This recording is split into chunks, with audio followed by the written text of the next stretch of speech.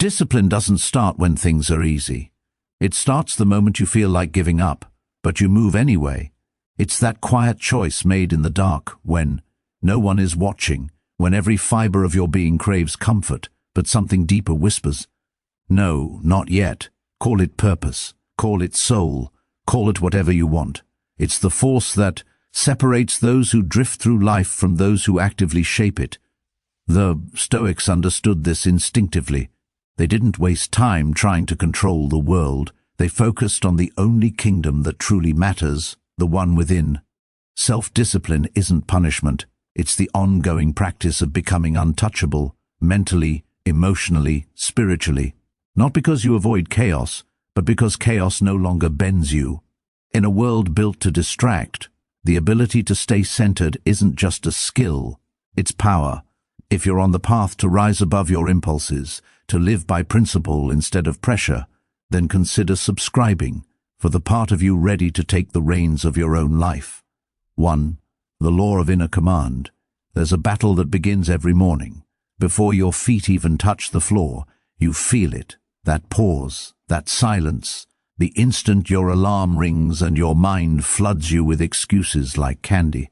You didn't sleep enough. Just 5 more minutes. You'll start tomorrow.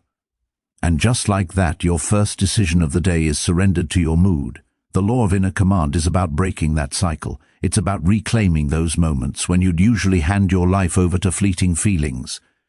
The Stoics weren't superheroes. They were human, tired, overwhelmed, tempted, just like you. But they understood one thing profoundly: the gap between what you feel and what you choose. That tiny space is where freedom lives. That space, it's everything. It's where character is forged, habits are shaped, and power is born. You don't build discipline by waiting for perfect mornings. You build it by rising when you don't want to, by making one small choice that favors your future over your feelings. Every small decision counts. You're not just brushing your teeth, stretching, or skipping the snooze button. You're training. You're becoming someone whose actions no longer hinge on mood. Because if you don't set the tone, something else will. A stressful email, a bad dream, a lingering memory, and suddenly your day controls you. But when you lead from within, everything changes. Problems don't consume you. You speak clearly even in anger. You walk into chaos with a calm that rattles others. Carl Jung said it perfectly: until you make the unconscious conscious, it will direct your life, and you will call it fate. That's what happens when emotions take the wheel. You mistake reaction for destiny. Life seems to happen to you when really you just haven't taken control. But you can.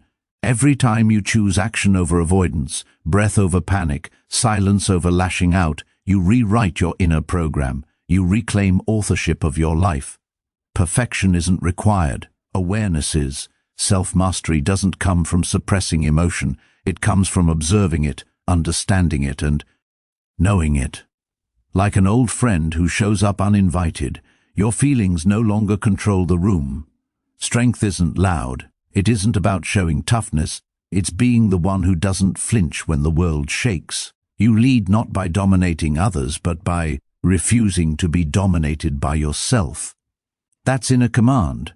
It's not about never feeling anxious, sad, tired, or distracted. It's about not letting those feelings dictate your behavior. You still show up. You still act. You still keep your word. That's quiet, steady, earned power. So when the next wave hits, and it will, don't ask, "Why am I feeling this way?" Ask instead, "What can I still do despite it?" That's where the magic happens. That's how you become the person others turn to when the world grows loud. Because you've trained in silence. You've practiced restraint. You've learned to hold the line between what pulls at you and what drives you.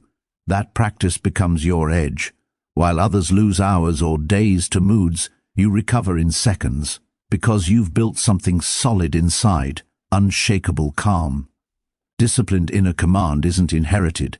It's built in the small, uncomfortable moments when you choose principle over preference, when you say yes to what you promised yourself even when your body says no. Over time, that identity becomes who you are. Motivation isn't necessary anymore because discipline moves on its own. External structure fades in importance because your mind becomes its own compass. You stop breaking promises to yourself because the version of you who makes them is the same one who keeps them. Setbacks will happen. You will slip. You will react to situations you thought were mastered. And that's okay, because every moment you choose awareness over instinct, you reclaim power, you rebuild, you rise. That's not failure, it's feedback. Inner command isn't about perfection, it's about awareness. It's about returning to your path faster, with less drama and more grace. Over time, people will notice. They may not say it, but they'll feel it, your steadiness, your calm, your ability to think before acting. In a noisy world, that presence feels like leadership, not because you force it, but because you've learned to lead yourself. Tomorrow morning, when your mind whispers its familiar list of reasons to delay, pause for a moment, breathe, act. Let that choice be your first win of the day, the first vote for the person you are becoming. The world doesn't need more people chasing hype. It needs more people building quiet control. Start there. Start now. The longer you wait to master your moods, the longer you wait to truly own your life. 2. The law of strategic restraint. We live in a world obsessed with urgency. React now. Respond immediately. Post before thinking. Be louder, bigger, faster. And while that grabs attention, it's often superficial. Most people miss this. Silence isn't weakness, it's strategy. The ability to pause when provoked, to remain still while others scramble, is not passive, it's power.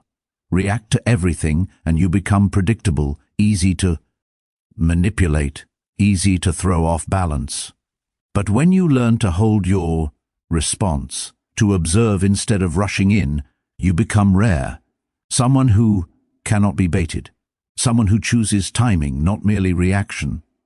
That kind of control unsettles people. They cannot read you. They do not know your next move. And that mystery becomes your strength. There is a type of dominance that requires no force. It comes from self-possession, from knowing your energy is valuable and that not everyone deserves a piece of it. Strategic restraint is not shutting yourself off.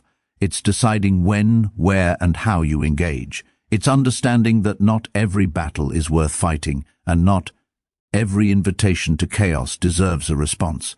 When someone tries to push your buttons and you do nothing, you send a message louder than any words.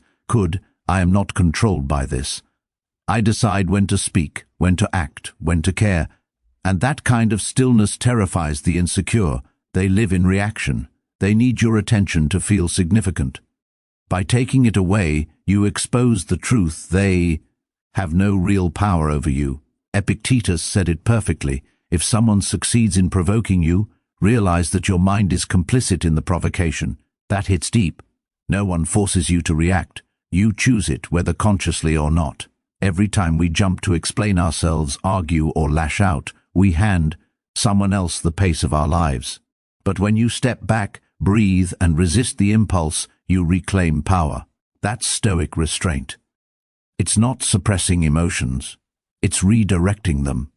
You feel the surge, but you do not let it steer the wheel. You observe, you name it, you decide whether it serves your higher path.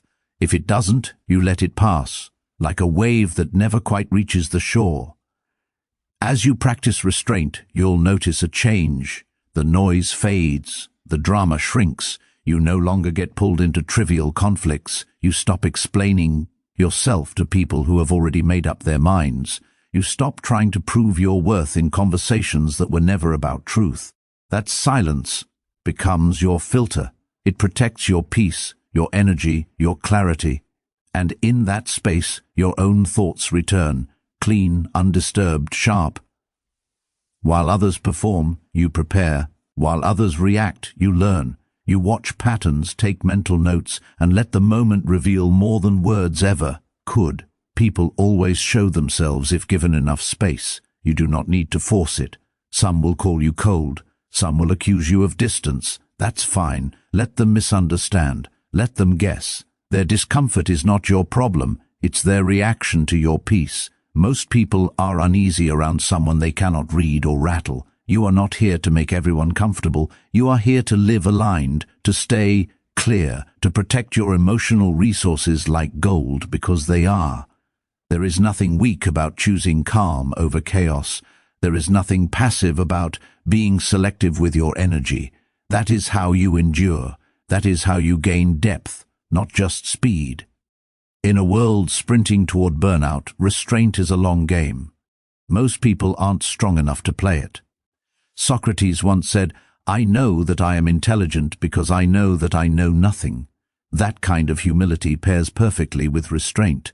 It reminds you that you don't need to win every argument, prove every point, or fix every misunderstanding.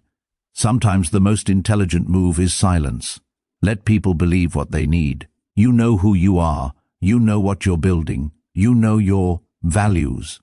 And when you know these things deeply, you stop needing to constantly explain them. That doesn't mean you never speak. It means that when you do, your words carry weight. You aren't talking just to be heard, you're speaking with intention.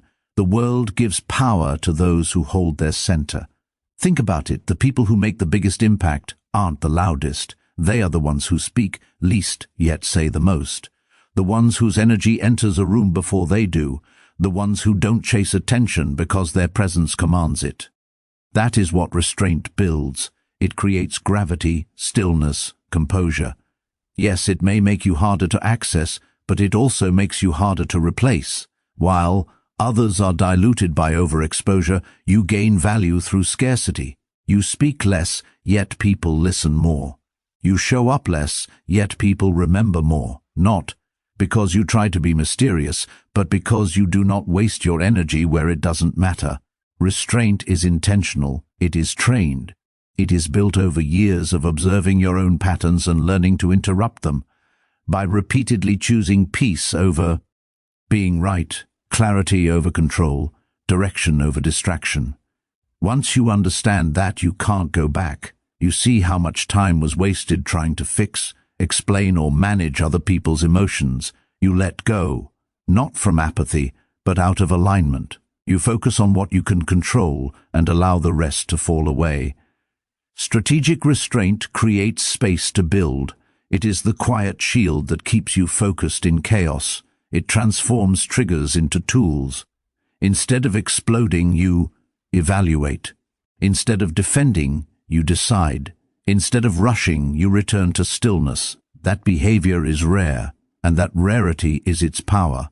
Most people are slaves to reactions. You are not. You've trained. You've waited. You've learned to respond from vision, not impulse. In that space, you don't merely survive the noise, you rise above it. You become a reference point for others, not because you shouted louder, but because you didn't need to. Next time you feel the pull to jump in, clap back, or expend energy on things that don't matter, pause. Let the silence speak. Let your stillness say what words cannot. Remember, restraint is not the absence of power, it is power at rest, power held, power chosen, and that kind of power lasts. 3. The law of sacred routine. Some people make discipline seem effortless. They rise early, get things done, and remain consistent, even on days when nothing feels right.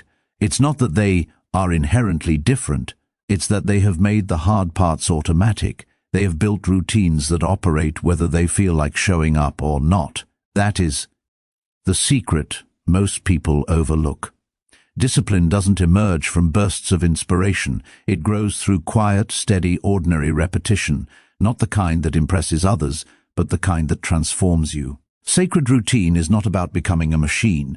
It is about aligning your actions so closely with your values that doing the right thing becomes the default.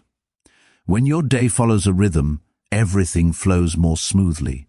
You no longer argue with yourself about getting out of bed or committing to training.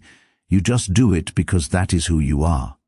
The Stoics taught that we should live according to nature, not just the world around us, but our own deeper nature.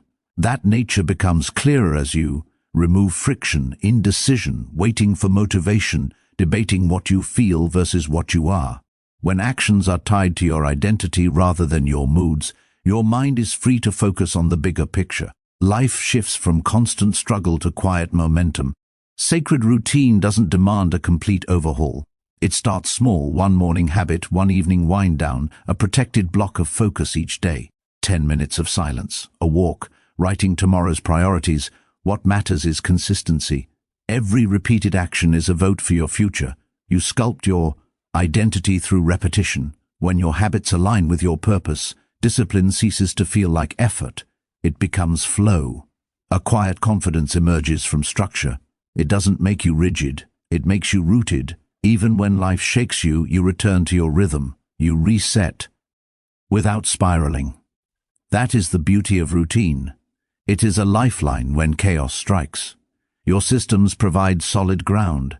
Stoicism emphasizes preparation, not only for crises, but for living well in every ordinary moment.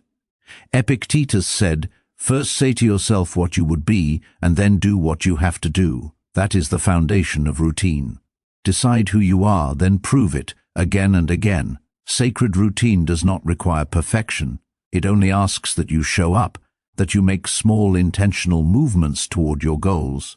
Some days you will feel uninspired, tired, or distracted. That is expected. Discipline does not wait for the right feeling. It acts regardless. That imperfect, consistent motion builds mental strength, the kind most people chase through hacks and hype.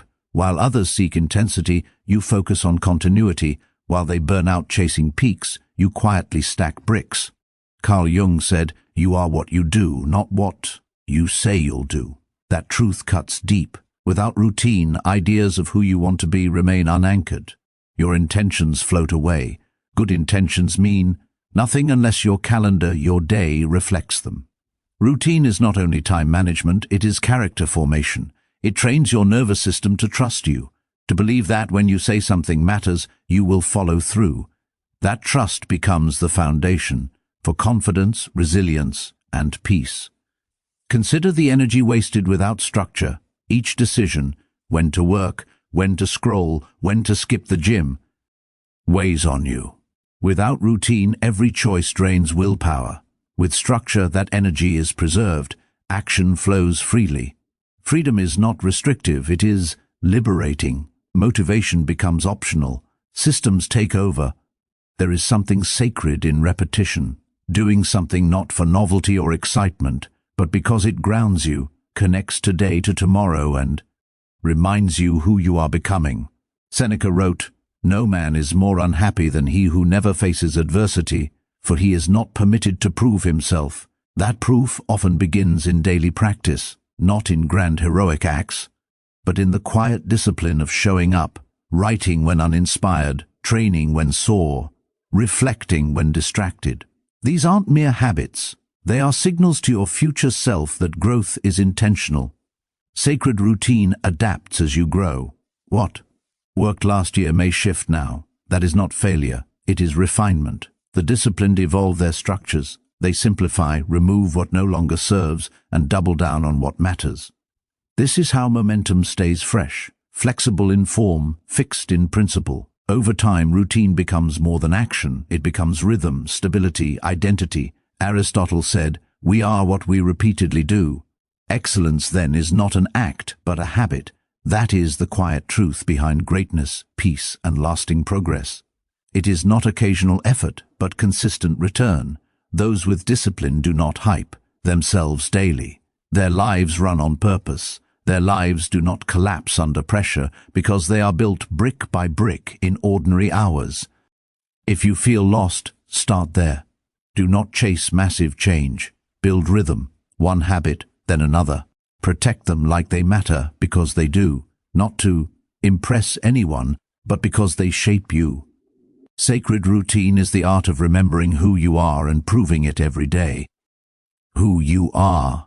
This is what matters.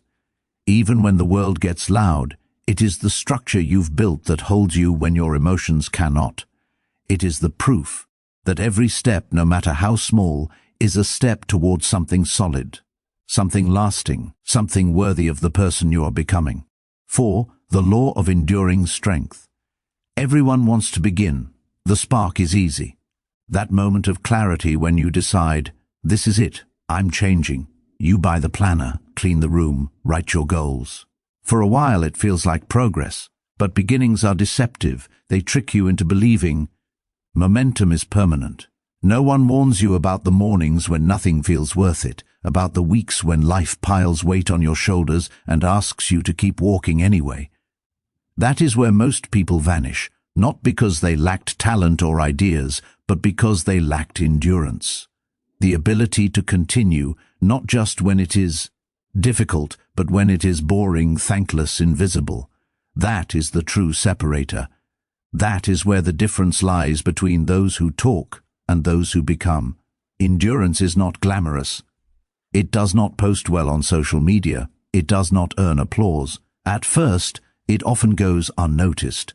Yet it is the seed of every transformation that lasts. Endurance is not blind persistence. It is clarity under weight. It is knowing what you are building and holding to it, even when the feeling fades, even when you feel unseen, even when doubt whispers in your ear. Most people chase motivation as if it is the answer. Motivation is fleeting. It comes and goes like the weather. Endurance is different. It is rooted in decision, in character, in the quiet belief that your path matters, even when invisible to everyone else. There will always be a voice telling you it's okay to stop, that no one will blame you, that you've already done enough. But the disciplined part of you, the part trained in silence, knows better. It does not seek validation, it seeks victory. Not loud victory, but personal victory, the kind no one may notice but you feel in your bones. The Stoics believed in preparation for difficulty, not avoidance. They did not see pain as something to fear, they saw it as a forge, a place where values are proven and strength is shaped. Epictetus said, "Difficulties are things that show a person what they are." That is the essence of enduring strength. It is not about how you act when life is easy, it is about who you remain when pressure is applied. There will be setbacks, long seasons where progress feels slow, unclear, or invisible. The disciplined continue, not because they enjoy hardship, but because they respect the process. They understand that reward is rarely immediate. Growth often happens beneath the surface, unseen, like roots stretching deep into soil. And one day, while others wonder how you are so composed, capable, and calm, they will forget the years of invisible effort that built that foundation. That is the power of endurance. It compounds. Each small step adds to a structure no one else can see, a mental fortress that becomes increasingly unshakable. Carl Jung said, "I am not what happened to me. I am what I choose to become." Who you become is not decided by how well you start, but by how often you persevere. How often you pick yourself up after falling. How often you choose patience over panic. And yes, that choice is difficult. Some days you will question everything. Some days energy will be gone. And all you will have left is commitment. That is enough. That is the test. Not whether you shine, but whether you show up in the dark, whether you uphold your integrity when no one applauds. That is what gives your word weight. That is what makes your strength real. Most people quit just before the curve turns, just before results begin to appear. They expected quick feedback. They expected smooth progress. But mastery is long, repetitive, and often quiet. That is why consistency is rare. Not because people do not want success, but because they expect ease. They walk away when it is absent. The disciplined see difficulty and stay anyway. They do not mistake discomfort for a stop sign. They recognize it as a signal that they are entering terrain where most will not follow. That is where advantage is built, not in extraordinary bursts, but in ordinary repetition. Marcus Aurelius wrote, "You have power over your mind, not outside events. Realize this, and you will find strength. That strength is not flashy. It does not announce itself. It shows up in quiet refusal to break, in the decision to try again after failure, in the choice to maintain standards when no one else seems to care." Over time, consistency becomes intimidating. People will not always understand it. They may call you too serious, too focused, too committed. That is fine. Let them underestimate what slow, steady growth can achieve. Let them overlook what happens when you refuse to quit. The world respects what does not fold under pressure, what does not vanish when life is hard. Most people quit and blame the system, the circumstances, but deep down they know it was not the system. It was the absence of staying power, the lack of inner resolve to keep moving when everything feels heavy, pointless, or lonely. That resolve is not inherited, it is built. Through days when you would rather be anywhere else, doing anything else, but you stay. And every time you stay, you prove to yourself that you are no longer governed by fleeting feelings, that your actions are rooted in something deeper than convenience. Seneca said, "Sometimes even to live is an act of courage, and sometimes to continue is the highest expression of discipline. To wake up and try again, to show up with sore muscles, a tired heart, no spotlight, and still give your best, because deep down you know what most never learn. Strength is not a moment, it is a habit, and that habit is forged through resistance, through fatigue, through failure. Each of those moments is shaping you, not punishing you, but teaching you how to endure. When the storms come, and they will, you won't have to fake your calm, you will have earned it. Enduring strength is not loud, it doesn't need to be. It is not something you prove, it is something you carry. And when others crumble under pressure, you will stand your ground, not because you are fearless, but because you have walked through fear enough times to stop letting it lead. You have built a rhythm that survives chaos, a mindset that expects challenge, and a discipline that doesn't wait for readiness, it just moves. That movement, slow, steady, intentional, is what separates those who fade from those who are remembered. And not because they were the loudest, but because they remained standing when the noise died down. 5. The law of controlled impulse. There is a moment so brief most people never notice it, yet it is where everything about your life is determined, the tiny space between an urge and what you do with it, invisible but holding your future.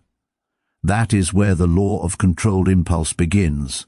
One quick swipe and 45 minutes vanish. One sarcastic reply and a relationship starts to crack. One late-night craving and the habit you were building disintegrates. The issue is not that you feel, the problem is letting those feelings vote without a filter. Controlled impulse is not about killing emotion, it is about stretching the space between spark and fire, turning reflex into choice. And when you learn to do that, even just a little, you begin to understand how much power you've been giving away. Impulse wants speed. It wants you to click, eat, react, shout, escape. It whispers, just this once. It promises ease, but rarely clarity. What feels urgent in the moment often looks foolish in hindsight. So instead of obeying that sudden pull, pause, just pause, breathe. Ask yourself, is this reaction truly mine, or is it something I've repeated so often that it feels automatic? You don't need to judge it, you just need to see it. The moment you observe an impulse, you interrupt its hold. In that gap, however small, you step back into the driver's seat. You stop being dragged, you start choosing. The Stoics did not aim to erase emotion, they aimed to understand it, to sit with it like a guest, not a dictator, to feel anger rise but not let it steer the wheel, to sense desire but not let it lead to regret. You learn to hold emotion without being held by it.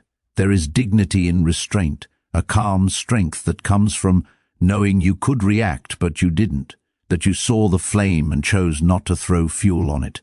That is not weakness, that is wisdom. Most people act out patterns they never examine. They believe they are making choices, but they are merely responding to programming, old wounds, unchecked habits, environmental noise. When you slow down and illuminate those patterns, you create options. You replace reaction with reflection. You can feel envy without letting it consume you, shame without letting it shut you down. You can feel attraction, distraction, frustration, and instead of letting them run wild, you hold them and ask, what would the best version of me do with this? You are not here to live like a robot. You are here to live with intention. That means learning to channel energy, not escape it. Anger can become drive. Fear can become focus. Even temptation, when examined honestly, can reveal what you truly need, not just what you crave. Transformation does not happen automatically. It happens through repetition, through the small daily moments when you choose not to lash out, when you walk away from dopamine traps, when you resist the urge to numb yourself. Instead, you sit with what is real. That is where strength is forged, not on the surface but in the core. Think of impulse like a wave. It rises, crashes, and fades. If you react during the rise, you are at its mercy. But if you wait, even 30 seconds, you often find the wave loses its pull. You regain your mind, you remember your values, you choose with clarity, not compulsion. That is why so much of controlled impulse is rooted in grounding rituals. When the urge strikes, take a breath, step outside, write down what you're feeling instead of acting it out. These aren't tricks, they're tools. They give you distance, they give you power. Over time, they retrain your nervous system to respond with calm instead of chaos. Aristotle said, "What lies in our power to do lies in our power not to do." You do not owe your energy to every trigger. You do not need to finish every argument. You do not need to satisfy every craving. This is not repression. It is redirection. It is the difference between being driven and being dragged. Once you feel that difference, even just once, it is hard to go back. You start to enjoy the feeling of not giving in, of walking away from something that used to control you. That is real progress. Not loud, flashy change, but a quiet reclaiming of your agency. The more you practice restraint, the more you trust yourself. That is something people rarely talk about. Most struggle with confidence because, deep down, they know they have betrayed themselves too many times. They've made promises they didn't keep. They acted on impulse and cleaned up the mess later. But when you start making different choices, when you begin showing yourself that you can hold the line, you rebuild that trust. You stop needing external validation. You stop fearing discomfort. You become someone who doesn't flinch every time the world presses a button. Plato once said, "The first and best victory is to conquer self." That victory isn't loud, it doesn't come with a medal, but it changes everything.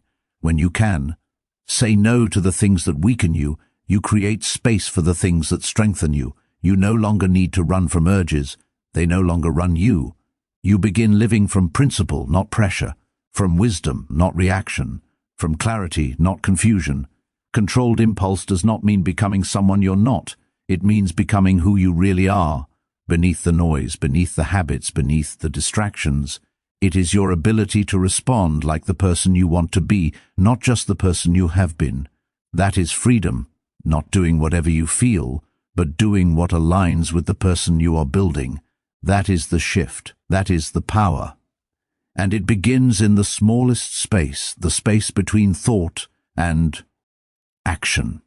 That is where you win, one moment at a time, one choice at a time, until reaction becomes response, and your life reflects not your urges but your values. 6. The law of energy preservation.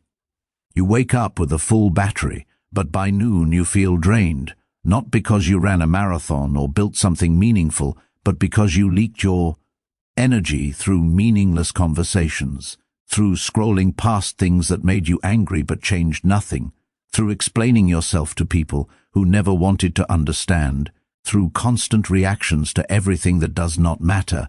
And then you wonder, where did my drive go? It didn't vanish, it was scattered, wasted on things that only take and never give. That is the quiet danger of living without boundaries. It is not loud, it is not dramatic, it is a slow leak, and over time it robs you of everything that matters. Energy preservation is not hiding from life, it is becoming selective with your engagement. It is realizing that you are not meant to be available for everything, to everyone, all the time. Just because something asks for your attention doesn't mean it deserves it. The Stoics understood this deeply. They knew your energy is your most sacred currency. Marcus Aurelius wrote, "Ask yourself at every moment, is this necessary?" This is not just about tasks. It applies to people, platforms, habits and thoughts. Not everything that enters your world deserves to stay. Look at your daily life. How much of it feeds you and how much of it feeds on you? How many of your conversations leave you lighter, sharper, more focused? And how many leave you feeling drained, like your brain has been scraped raw? Energy preservation is about reclaiming control over your most finite resource, your attention, your focus, your willpower. It is about protecting what fuels you so that you can show up fully for what truly matters. It starts with honest audits, cutting ties, not out of cruelty, but out of self-respect. You were not made to carry everyone's chaos. You were not designed to react to every headline, every notification, every insult. You are here to build, to think, to grow. And those things demand energy, clean, focused, unpolluted energy. The people you keep closest should sharpen you, not drain you. That doesn't mean they always agree with you. It means they challenge you with care. They push you forward, not pull you sideways. Seneca once said, "Associate with people who are likely to improve you." The reverse is also true. Distance yourself from those who bring confusion, drama, or distraction, not because you hate them, but because you love your peace, and you are finally realizing how rare and valuable it is. Think of your attention like water flowing through a pipe. Every crack, every split, every leak weakens the pressure. If you let that water go wherever it wants, it evaporates. But when you fix the leaks and direct it with purpose, it becomes force. That is how focused people operate.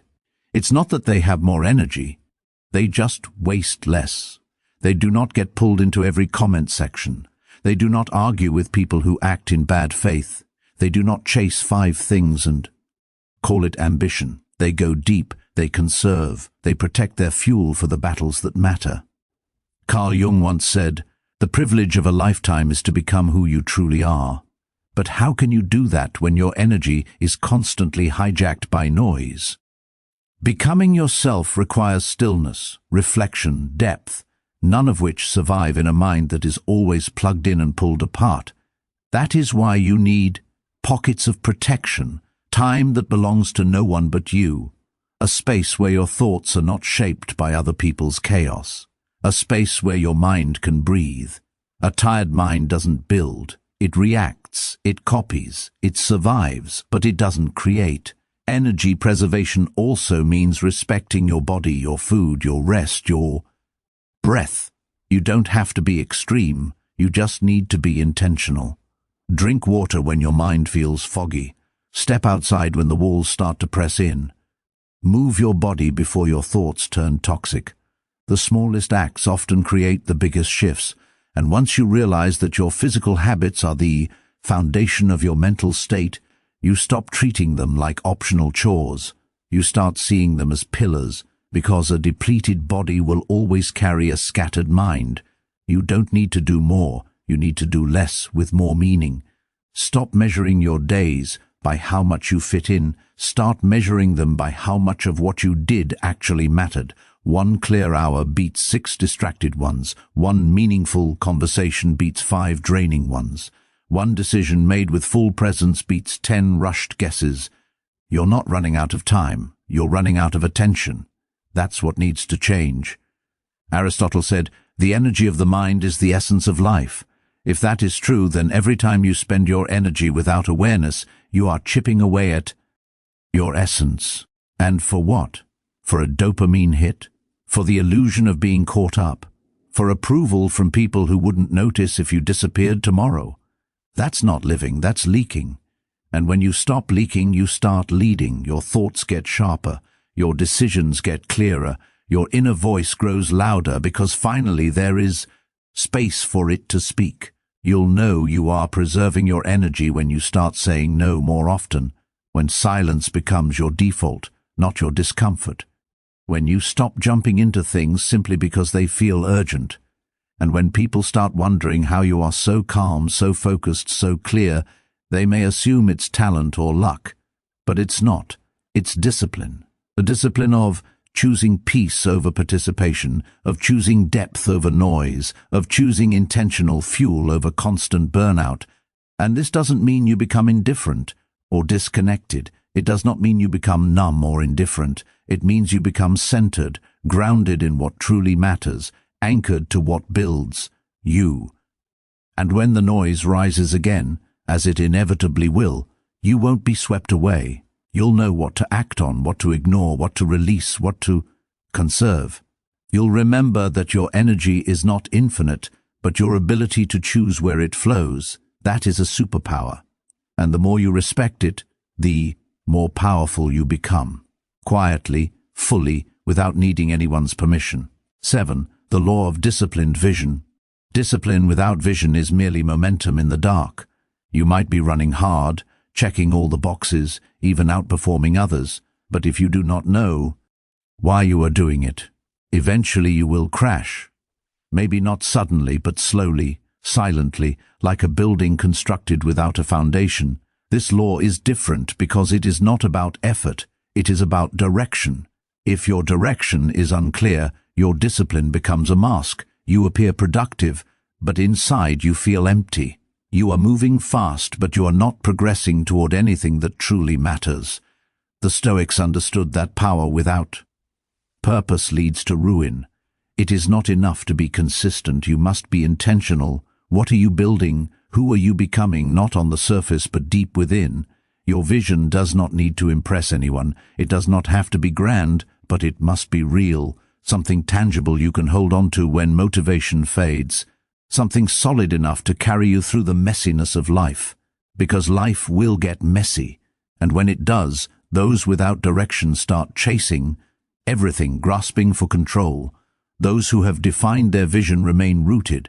Their path does not vanish, it sharpens. That is the difference. Disciplined vision makes. It filters the noise. It protects your time. It removes guilt from saying no. When you know your mountain, you stop wandering into valleys that do not matter. Every action begins to carry weight. You do not just wake up early, you wake up aligned. You do not just work hard, you work toward distinction. That connection between discipline and vision changes everything. Your life ceases to feel like a to-do list and starts to feel like a mission, a quiet, personal mission that does not beg for approval but refuses to be ignored. Yet most people skip this step. They copy goals from others, chase images fed to them, and wonder why their progress feels hollow. Vision is not inherited, it is discovered, not in noise but in stillness, in sitting with yourself, not scrolling through highlight reels. Carl Jung said, "Your vision will become clear only when you look into your own heart. Who looks outside dreams, who looks inside awakens." That awakening does not come from chasing, it comes from remembering, from cutting through the pressure, from asking yourself what actually matters. To me, that question demands courage because it often reveals that you've been building the wrong things for the wrong reasons. But that realization is not failure, it is freedom. Once you know what you truly want, what aligns with your values, your nature, your rhythm, discipline transforms into a tool, not a burden. You stop forcing things that don't fit. You stop clinging to goals that impress others but starve your soul. You start building something that lasts because it comes from who you genuinely are, not who you are pretending to be. Vision does not remove struggle, it gives it meaning. When you are clear on your direction, you can endure more. Sacrifice no longer feels like loss, it feels like construction. You are not simply skipping a party, waking up early, or walking away from distractions. You are laying bricks. Each choice becomes a thread in something far greater, forming quietly in the background while the rest of the world chases fleeting wins. That long-term focus, grounded in disciplined vision, is what separates noise from legacy. Socrates once said, "The unexamined life is not worth living." But reflection alone is not enough. Without alignment, reflection becomes mental clutter. The disciplined person treats reflection like a compass. Every week, every month, every season, they step back and zoom out. They ask themselves, am I moving toward what I said truly matters? Do my habits reflect my values? Are my actions constructing a life I genuinely respect? This kind of questioning does not slow your momentum, it sharpens it. You don't change direction every time life gets hard, but you do adjust, you refine, you adapt, all while remaining loyal to the core of your mission. That is what most people misunderstand about vision. They think it must be fixed, rigid, permanent. Disciplined vision, however, grows with you. It evolves, it matures. The details shift, circumstances change, and strategies adjust, but the center, the core, values, the deeper calling, remains constant. That is what you return to when life shakes you. That is the compass you hold when the path ahead grows foggy. Even if you cannot see the full mountain, you know the direction, and that is enough to keep moving forward. Aristotle said, "Knowing yourself is the beginning of all wisdom." When you understand what you want, and more importantly, why you want it, you can navigate through life without losing your sense of purpose. Discipline alone is a tool, but purpose gives it meaning. Without a clear horizon, your effort becomes scattered, energy spent in circles, motion without impact. The person who thrives doesn't just work, they work with intent. They know where they are heading, and every step is chosen, not random. Clarity comes from sitting with yourself in quiet moments, not scrolling, not reacting, not seeking approval, just observing. You map out what matters, what builds, and what only drains. That awareness becomes a lens through which every choice passes. Some opportunities will tempt you with speed, others with ease, but now you decide which are worthy of your attention. Resilience is born in these small, repeated decisions. Each time you resist the pull of distraction, each time you prioritize depth over noise, you reinforce a framework inside yourself that cannot be shaken. The world will always try to steal your focus, but when your vision is anchored, chaos becomes background, static. You move forward calmly, deliberately, letting others stumble while you keep building. Growth doesn't demand drama or extreme measures. It asks for consistency, patience, and presence. You learn to trust your pace because every moment spent aligning with your values compounds. Over time, that quiet accumulation of focused choices shapes a life that stands apart, not because it shouts, but because it endures. And when the storms arrive, as they inevitably will, you don't panic. You've trained in stillness. You've practiced holding your center. You move with precision, not reaction. Your energy is your ally, your focus your weapon, and your vision your guide. That combination creates a life not just of achievement, but of mastery over yourself, your time, and your world. Momentum is built not in grand gestures, but in repeated, deliberate action. Every morning you wake and choose focus over fatigue, presence over distraction. You are stacking the bricks of your future. The world rewards noise, speed, and visibility, but those things are fleeting. True progress is quiet. It happens in the shadows, in the unseen work, in the moments when no one is watching. Your habits become the backbone of your discipline. Small acts, when repeated consistently, accumulate into unshakable strength. Choosing the right action, even when it's inconvenient, following through even when your motivation fades, prioritizing substance over show, these are the invisible victories that define who you become. The mind will always tempt you with shortcuts, instant gratification, and excuses. But each time you resist, each time you delay reaction for reflection, you reclaim authority over yourself. That is the foundation of control, the ability to act from principle, not impulse. And it doesn't stop at thought, it extends to energy, to time, to relationships. You guard them like a precious resource because you know what is worth investing in and what is not. Strength built this way is steady. It doesn't collapse under pressure. It doesn't depend on applause or recognition. It is earned quietly through patience and consistency. And that quiet strength is magnetic. People notice it without realizing why. They sense the difference between a life guided by reaction and one steered by intention. That presence, that calm authority becomes your signature. Distractions are everywhere, designed to pull you away from what matters. Every notification, every opinion, every fleeting urge is a test of your focus.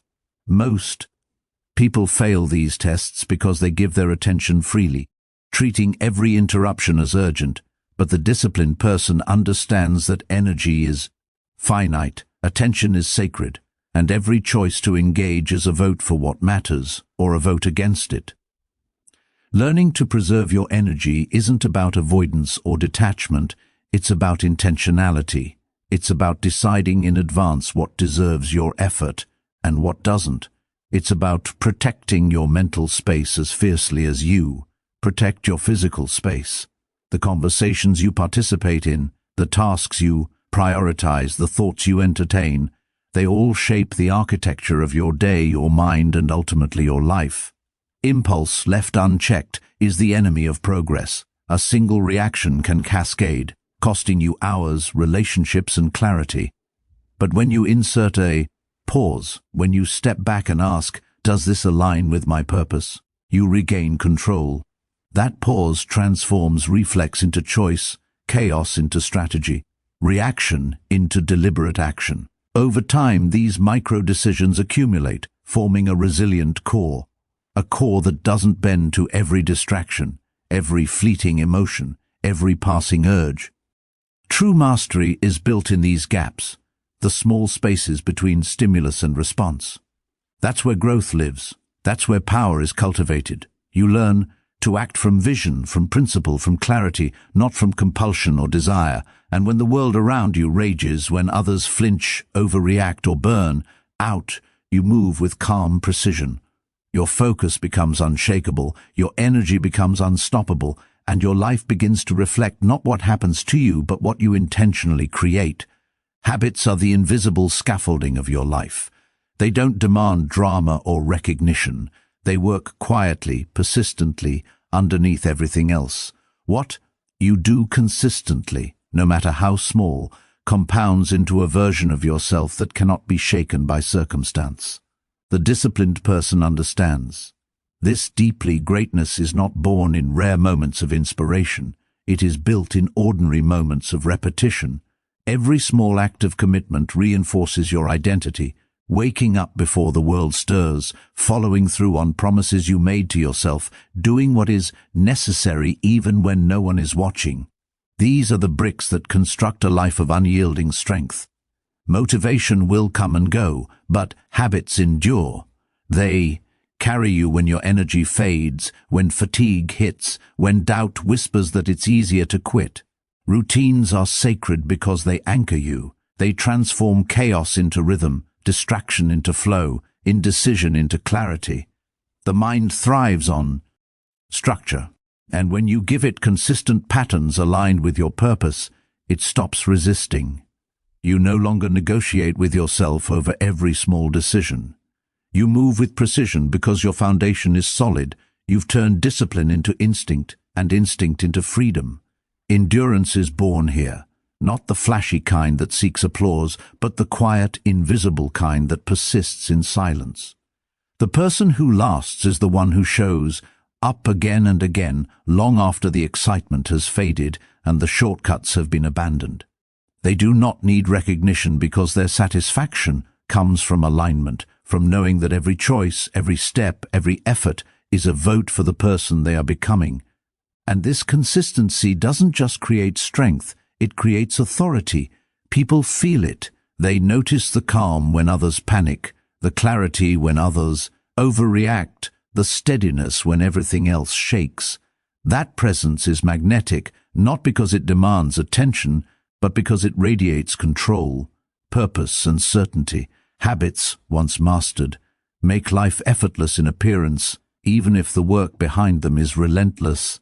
Challenges are the true measure of who you are. They don't wait for perfect timing, convenient circumstances, or high motivation. They arrive unannounced, testing your patience, your focus, and your resolve. Most people react with panic, blame, or avoidance. The disciplined person responds with observation, clarity, and intention. They understand that adversity is not an obstacle to growth. It is the forge that strengthens it. Setbacks are not failures, they are feedback. Every mistake, every delay, every moment where things don't go as planned is an opportunity to refine your strategy, sharpen your focus, and deepen your resilience. When life applies pressure, it reveals the strength you have been quietly building in preparation. Enduring pressure without losing composure becomes a superpower. It is proof that your foundation is stronger than circumstance, that your character is forged not by comfort but by consistency under strain. Resilience is cultivated through repetition and presence. It grows each time you choose principle over impulse, long-term vision over short-term gratification, patience over panic, the small victories, refusing to react to every provocation, completing tasks even when uninspired, maintaining your focus amidst chaos, compound over time into unshakable mental and emotional strength. The disciplined mind knows that control is not about eliminating challenges, but mastering the response. When the storms come, you move deliberately. You act, not out of fear, but from alignment with your values. Every choice, no matter how small, becomes a thread in a larger tapestry. A life built not on luck or circumstance, but on intentionality and endurance. And this mastery of self extends beyond personal gain. Others sense it, even if they cannot articulate it. They feel the difference between a life ruled by reaction and one guided by vision. That difference commands respect without demand, influence without force. In a world full of noise, distraction, and chaos, calm, deliberate resilience stands out. It becomes a reference point, a standard, a quiet demonstration of power that cannot be taken away. Every decision you make carries weight, even when it feels small or inconsequential. The law of controlled impulses teaches that your future is shaped in the moments between urge and action. Most people act automatically. They react to cravings, distractions, anger, or temptation without thought, giving away control over their own lives. But the disciplined person learns to insert a pause, a conscious space where observation replaces reflex. That pause is where freedom lives.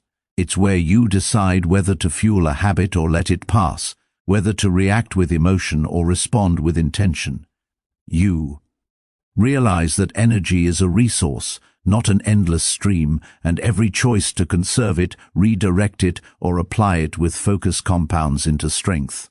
Small, deliberate acts, resisting a needless argument, stepping away from a dopamine trap, saying no to distractions, accumulate into a life defined by control rather than chaos. Impulse, when tamed, becomes power. Anger can become focus. Frustration can become strategy. Desire can be transformed into motivation for meaningful action. Each time you pause, observe, and choose, you reinforce a core principle that you will not be moved by every passing feeling. This is not suppression, it's mastery. It's choosing what serves your purpose, your vision, and your long-term growth over the fleeting satisfaction of reaction. Over time, the gap between stimulus and response widens. Your mind becomes a calm, clear space where actions are deliberate, not automatic. You stop being pulled into pointless battles, empty distractions, or reactive cycles. Instead, you channel your energy into creation, into movement toward what matters. You build a life where your choices are guided by values, not cravings, by vision, not impulses, by discipline, not circumstance. And when others around you flinch, falter, or burn out, you remain steady. You are no longer at the mercy of external events or internal whims. Your focus is deliberate, your energy preserved, your impulses controlled. That quiet authority becomes visible not through noise or dominance, but through presence, through the calm certainty of someone who acts with intention, who moves with purpose, and who knows that true power is measured not by reaction, but by restraint. Over time, your discernment sharpens. The things that used to pull you off course lose their power. Temptations and distractions no longer control you. You no longer say yes out of fear of missing out. You say yes because it aligns with your purpose. You say no because it preserves your focus. Gradually, your life begins to take on a rare quality internal order. Outside, the world may still feel chaotic, but inside you are structured, calm, and intentional. This is where Authentic confidence is forged, not from hype or superficial motivation, but from knowing that every action you take honors a vision that matters. You're no longer climbing ladders someone else built. You're creating your own path, and that integrity shows in every interaction, in the way you move through a room, in the calm steadiness of your words, in the unshakable way you carry yourself when others doubt or challenge you. You're not performing for approval. You're aligned with something deeper. That alignment radiates, creating presence and magnetic authority without effort. You don't need a flawless plan, but you do need a direction that resonates with your core, something worth waking up for, protecting, and investing in. Disciplined vision gives meaning to your hardest days. It transforms small achievements into deep satisfaction and ordinary routines into sacred rituals. Life stops feeling like a series of random choices and begins to feel designed, intentional, and full of purpose. If you've been following the rules, staying consistent, and yet still feel off, the solution isn't doing more. It's reconnecting with the reason you started. Your vision doesn't demand attention, it whispers. If you pause, listen, and approach yourself with honesty and stillness, it will become clear. Every moment of discipline was never merely about control, it was about becoming. It was about crafting a life you can inhabit fully rather than escape from. Discipline is the engine, but vision is the road. When they work together, motion turns into momentum, and momentum into unstoppable progress. Every step you take with clarity becomes a seed for the life you're building. You become steady, resilient, and quietly powerful in a world that rewards distraction. So stay focused, stay grounded, and trust in the quiet, unseen work you are doing today. It is laying the foundation for a strength that others may never recognize, but that will carry you through anything. Keep sharpening your path, keep moving with purpose, and remember that every moment is an opportunity to choose the legacy you leave behind. Watch the next video on your screen and continue growing with Stoicism Notebook, where every choice is a step toward mastery and every step becomes part of something greater.